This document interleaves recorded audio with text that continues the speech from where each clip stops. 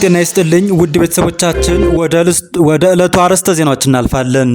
የዘረፋ ወንጀል ፈጽመው ለማምለጥ የሞከሩ ተጠርጣሪዎች በቁጥጥር ስር ውለው ምርመራ እየተጣራ እንደሚገኝ የአዲስ አበባ ፖሊስ ጠቅላይ መምሪያ ገለጸ።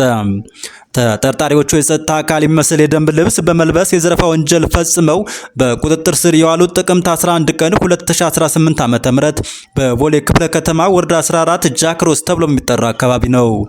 አብርሃም አሸናፊና ዳግም ብርሃን የተባሉ ሁለት ተጠርጣሪዎች ወንጀሉን የፈጸሙት ረድኤት አህመድ በተባለች ግለሰብ ላይ እንደሆነ ፖሊስ ገልጿል።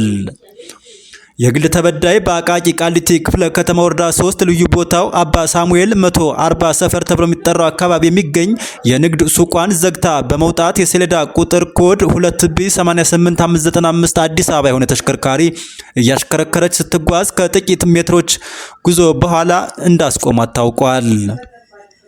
ተጠርጣሪዎቹ የግል ተበዳይ ከሾፌር መቀመጫዋ ላይ አስወርደው ከኋላ እንድትቀመጥ ካደረጉ በኋላ ተሽከርካሪውን ራሳቸው ያሽከረከሩ በሚፈልጉት አቅጣጫ እንደሚወስዷትና 500 ሺህ ብር ወደ አካውንታቸው እንድታስገባ እንዳስገድዷትም የፖሊስ ምርመራው መዝገቡ ያስረዳል።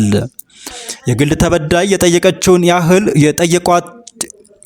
የተጠየቀችውን ያህል ገንዘብ እንደሌላት ስትገልጽላቸው በወቅቱ በእጇ ይዛው የነበረውን 8700 ብር ጥሬ ገንዘብና 2 ሞባይል ስልኮችን ዘርፈው እሷን ካስወረዱ በኋላ መኪናውን እየነዱ በተቃራኒ አቅጣጫ ተጉዘው ለማምለጥ ሲሞክሩ ከሌላ ተሽከርካሪ ጋር ተጋጭተው የትራፊክ አደጋ አድርሰዋል።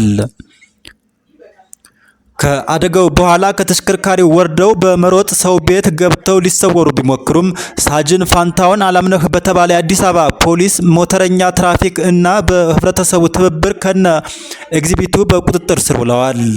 ግለሰቦቹ ከጸጥታ አካል ጋር በተመሳሳይነት ያለው የደንብ ልብስ ይልበሱ እንጂ የጸጥታ አካል እንዳልሆኑ መረጋገጡንና ከወንጀሉ ጋር ተያይዞ ተጨማሪ ምርመራ እየተካሄደ መሆኑን የአዲስ አበባ ፖሊስ ጠቅላይ መምሪያ ገልጸዋል።